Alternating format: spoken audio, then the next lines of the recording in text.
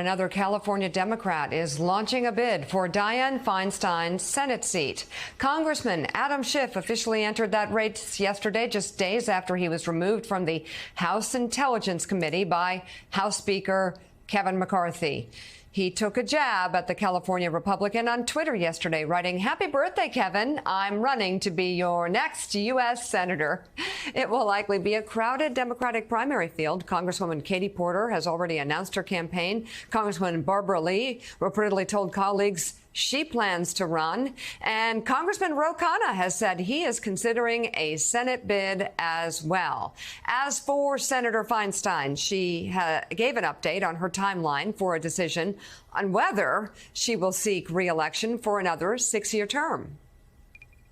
Senator, when are you going to make your decision about 2024? Oh, probably in a couple of months. My husband passed away not too long ago, so I'm still going through that. I'm so sorry. I want to get through it.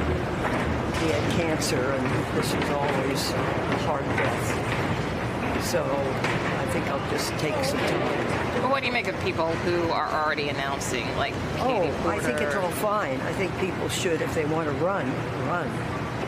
For me, I just need a little bit more time. Oh, and Congressman Adam Schiff joins us now. Congressman, thank you very much for being on this morning. We'll want to talk about your announcement, but I first want to talk to you about the work in Congress. We haven't spoken to you since you got bumped off the Intel Committee. What are your biggest concerns about working with this new Congress moving forward?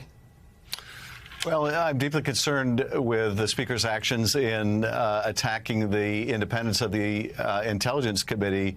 We've never had a Speaker who would decide for the other party who would be the leading Democrat on that committee.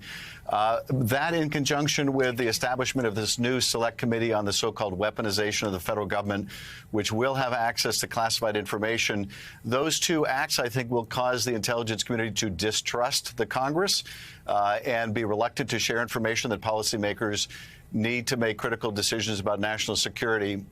So, you know, another early indication that Kevin McCarthy is going to do the bidding of the most extreme elements of his conference, people like Marjorie Taylor Greene, and do so as a disservice to the country. What do you make of the fact that Marjorie Taylor Greene and others, people who have pushed disinformation, are now leading and they're sitting on these committees? Well, you know, this shows the weakness, not the strength of Kevin McCarthy, that George Santos, this, serial fraudster, the Marjorie Taylor Greenes and Paul Gosars, these extreme kind of QAnon members who have encouraged violence against other members of Congress, are being seated and being given important responsibilities because McCarthy needs their votes. It's, you know, a party bankrupt of morality now, divorced from the truth and wedded to these crazy people in their conference. Congressman, good morning. Let's talk about your aspirations for a new job in the United States Senate. You made that announcement yesterday that you were jumping in the race for the seat currently held by Dianne Feinstein. We've talked to Katie Porter, Congresswoman Porter, when she got in. It's widely expected that Congresswoman Barbara Lee will get in. Looks like most of the House delegation from California is going to run in this race. They all have strong progressive credentials. So how do you set yourself apart? Why are you different from these other candidates in the race?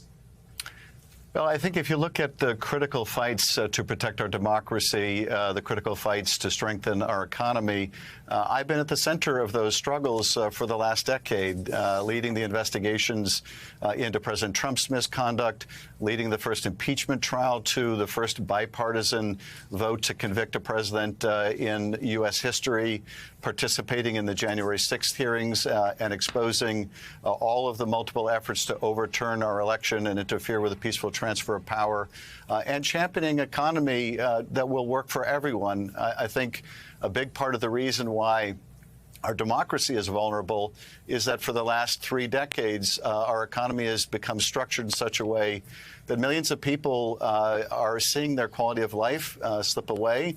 Their concerns about their children's future are profound, and it has left people open to a demagogue who promises that he alone can fix it.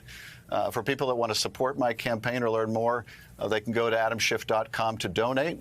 But these are the cardinal issues that I've shown. I think the kind of leadership California expects their senator to demonstrate. Congress, what about Senator Dianne Feinstein? Some people have wondered if you maybe, and Katie Porter as well, should have waited until she announced she wasn't running.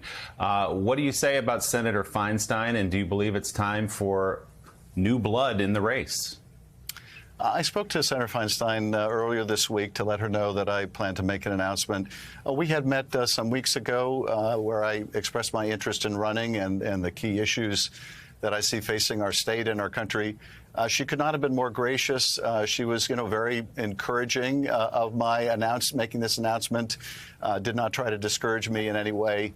I do want to do this in a respectful way, which is why I've stayed in constant touch with her. We've worked together on intelligence matters as the two top Democrats in the House and Senate on intelligence. We've worked together on gun safety. She's, as you know, championed the assault weapons ban. I've been carrying for years the legislation Joe Biden has called perhaps the most important gun safety measure that would strip away the immunity from liability that the gun industry has on open space issues. Senator Feinstein and I have worked together. So we have not only a great relationship, but I have genuine admiration and affection for the senator and want to make sure that I give her the respect that she has earned. Democratic Congressman Adam Schiff of California, now a candidate for U.S. Senate. Thank you very much for being on this morning. Thank you.